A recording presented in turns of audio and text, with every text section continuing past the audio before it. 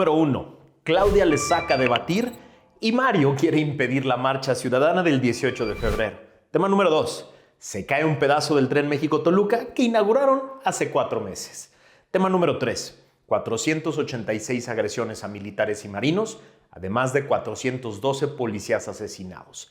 Esos son los 3 temas que vamos a ver el día de hoy en el episodio 153 de Factor Kaiser. Hoy es miércoles 17 de enero.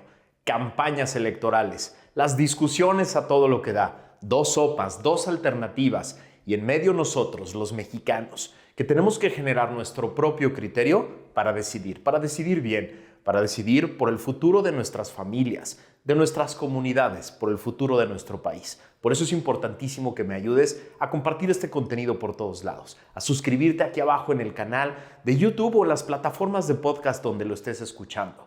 Es importantísimo que esta comunidad crezca y cada vez más seamos más mexicanas y mexicanos libres que queremos ser factor de cambio. Acompáñame a ver los 3 temas de hoy.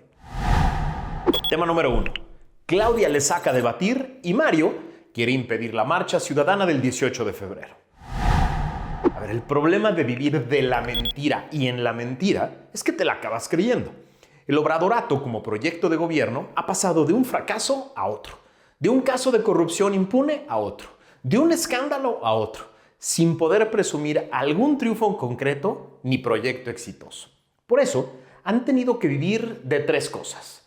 La supuesta popularidad insólita de su Santón de Pueblo, los triunfos electorales estatales que han arrebatado con puros candidatos expriistas y miles de millones de pesos para comprar votos, y la supuesta ventaja de la corcholata en las encuestas. Con estos 3 elementos han construido la mentira de que son invencibles y de que la elección del 2 de junio es un simple trámite que tienen que cumplir para poder mantenerse en el poder.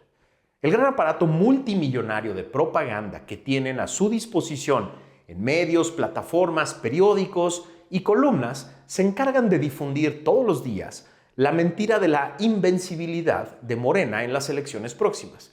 Y se burlan incluso de las alternativas políticas y de sus candidatos y de la alianza con la sociedad civil. Esa mentira construida durante varios años les ha servido para amedrentar medios, empresarios, organizaciones e instituciones que acaban doblándose porque creen que es inevitable el triunfo de Morena. Otra vez, ¿cuáles son estos 3 elementos en los que se basa esta mentira? Las encuestas, el despilfarro multimillonario de dinero público del obradorato y la supuesta popularidad de López, que se va a transferir, según ellos, directa y completamente a su corcholata. Nada más. Encuestas, dinero, popularidad del Santón del obradorato. Con eso es claro y es inevitable, según ellos, su triunfo. Les dicen a todos, le dicen a la secta y convencen a empresarios, a medios y a organizaciones. Esa es la mentira que difunden. Esa es la mentira que se cuentan a sí mismos. El problema es que ya se la creyeron. Al parecer, Claudia cree que su ventaja, respaldada por encuestas a modo, por el despilfarro de dinero público que lleva durante 5 años y la popularidad de su jefe, es suficiente para flotar de muertito durante 4 meses de campaña en eventos controlados, contenidos y llenos de paleros acarreados, sin tener que debatir con la candidata de la alternativa, sin ir a foros que no estén controlados o contenidos por su partido, ni hacer entrevistas incómodas.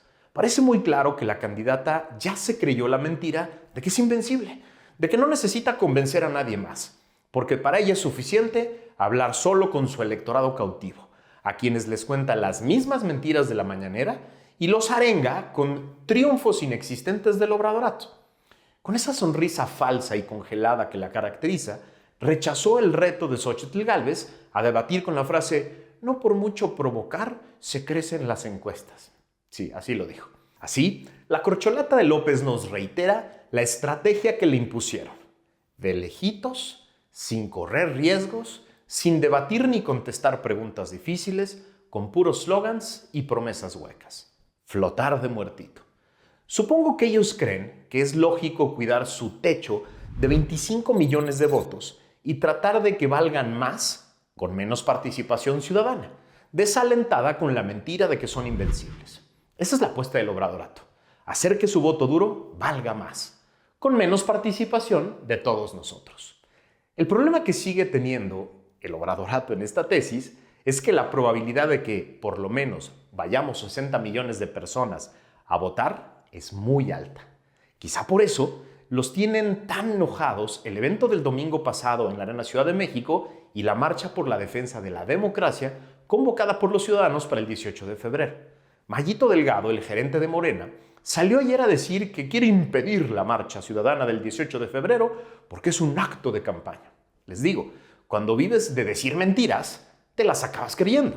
En su mundito de fantasía, ese que ellos mismos se crearon, todo el pueblo bueno ama a López. Y así, cualquier manifestación no avalada por López, como exigir democracia, en la que López no cree, solo se explica si es controlada e impulsada por los partidos que forman la coalición alternativa. Es decir, en su mundito de mentiras solo existen dos tipos de ciudadanos, los que aman a López y los robots que se dejan manipular por los partidos. En el fondo creo que Claudia y Mayito están aterrados con el despertar de la clase media urbana que está hasta la madre de pagar todos los platos rotos de todos los fracasos del obradorato y que ha sido atacada y despreciada por López durante 5 años de gobierno. El 18 de febrero vamos a volver a llenar las calles y las plazas de todo México para mostrarles a ambos que esta elección es de la ciudadanía libre, que puede generar su propio criterio. Sí, nosotros podemos pensar por nosotros mismos, Mayito, Claudia. Nosotros podemos decidir si ir a la marcha y nosotros vamos a decidir quién va a gobernar los próximos 6 años. Que no te quede duda. Tema número 2. Se cae un pedazo del tren México-Toluca que inauguraron apenas hace 4 meses. A ver, 2 imágenes muy diferentes, con 4 meses de diferencia. La primera, 15 de septiembre del 2023. Muy sonrientes, el traicionero gobernador priista, la señora Delfina y López inauguraban una obra inconclusa, absurdamente cara, lenta y llena de corrupción. Como lo platicamos aquí hace 4 meses en el episodio 108 de Factor Kaiser, la obra debió terminarse completa en diciembre del 2017. El presupuesto original, dividido en 4 años, estableció un costo total de 38,000 millones de pesos. El recorrido total era de 57.87 kilómetros. Contaría con 30 trenes eléctricos de 5 coches cada uno. Se presumía que transportaría a 230,000 pasajeros diarios y generaría 17,500 empleos directos y 35,000 indirectos. 6 años después de cuando se debió haber terminado y más de 70,000 millones de pesos extras que se han gastado sin justificación alguna, lo que representa ahí un sobrecosto de 186%, se atrevieron a tomarse fotos inaugurando un tramo de 21 kilómetros, ni siquiera la mitad de la obra, que implicaba el recorrido que va de Sinacantepec a Lerma, es decir, un viajecito panorámico dentro de la bella Toluca. No hubo una sola investigación, a nadie se le ha cuestionado sobre el sobrecosto de 186%. No hay una sola auditoría seria sobre las implicaciones de seguir gastando miles de millones de pesos, 6 años después de que se debió concluir la obra sin siquiera tenerla lista. Lo único que les importaba era tomarse otra foto electorera inaugurando otro trenecito incompleto. 4 meses después de la foto electorera en la obra inconclusa, un gravísimo accidente que pudo ser fatal.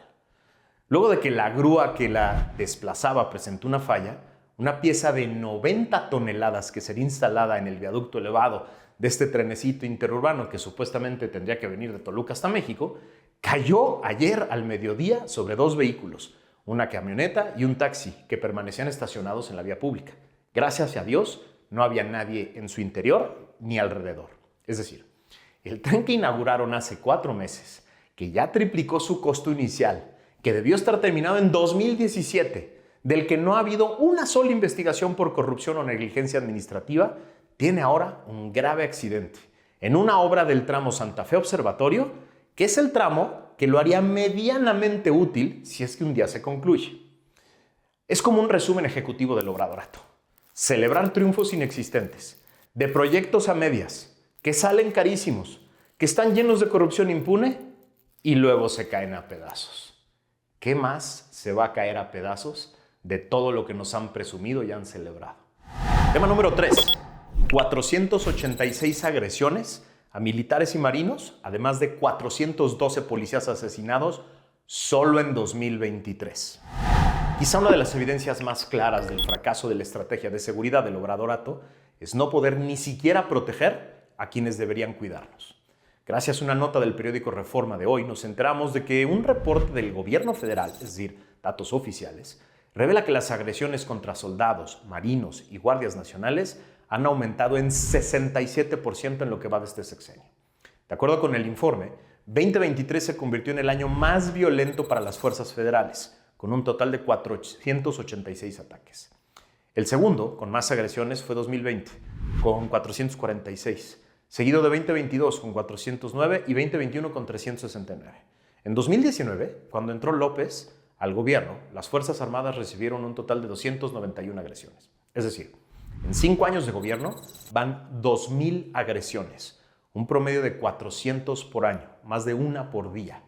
Por otro lado, solo en los primeros 14 días de este 2024 ya se tienen registradas 20 agresiones contra los elementos de esas corporaciones, es decir, más de una al día. Por otro lado, la organización Causa en Común reportó que solo en 2023 se registró el asesinato de al menos 412 policías en el país, 2% más que las víctimas registradas en 2022. En 2023, en promedio, un policía fue asesinado cada día. Los estados con mayor cantidad de policías asesinados en el año son Guanajuato con 60, Guerrero con 40, Zacatecas 32, Michoacán 28 y Jalisco 24. Del 1 de diciembre del 2018 al 31 de diciembre del 2023, es decir, lo que va del sexenio, se han registrado al menos 2,230 policías asesinados en México. Así, en el sexenio de López, se han registrado 2,230 asesinatos de policías y más de 2,000 agresiones a nuestras Fuerzas Armadas. Las preguntas que te hago son muy sencillas. ¿Por qué no es esto un escándalo mayúsculo? ¿Quién marcha, vela o se preocupa por la vida y la integridad de quienes nos cuidan a nosotros?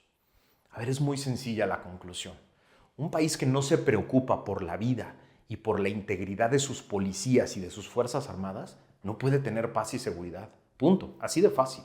No podemos aspirar a vivir en un país con seguridad si ni siquiera las personas que están a cargo de nuestra seguridad, que están armados, que deberían de tener todo el equipo suficiente para evitar agresiones, son violentados y asesinados. Ese no es el país en el que tú y yo queremos vivir. Tú y yo queremos vivir en un país en el que las Fuerzas Armadas y las policías están bien equipados, están asegurados, tienen la capacidad de ejercer sus funciones y de hacerlo de manera lo más segura posible. Hoy están en el peor de los mundos. Están ahí en la calle, batiéndose a balazos con los enemigos reales de México. Y cuando mueren, nadie los pela. Porque además no los dejan utilizar la fuerza legítima del Estado. Sí, a López le preocupa tanto eso de lo que tanto habló durante años, de las masacres del ejército y de las policías. Le preocupa tanto la imagen de un enfrentamiento entre las fuerzas del orden y los enemigos de México que les tiene amarradas las manos. ¿Y cuál es el resultado? Más de 2,000 policías asesinados y más de 2,000 agresiones en este sexenio a nuestras Fuerzas Armadas. Esto lo tenemos que corregir. Las Fuerzas Armadas tienen que tener funciones claras y concretas, instrumentos y herramientas adecuados para ejercer sus funciones. Lo mismo las policías. Tenemos que tener policías dignas, capaces de ejercer sus funciones y que puedan gozar de la mínima seguridad que se requiere para ejercer esa función. De eso se debe tratar esta elección, de poner estos temas sobre la mesa, discutirlos entre todos y obligar a la alternativa política a tener soluciones concretas y muy precisas para resolver estos dramas.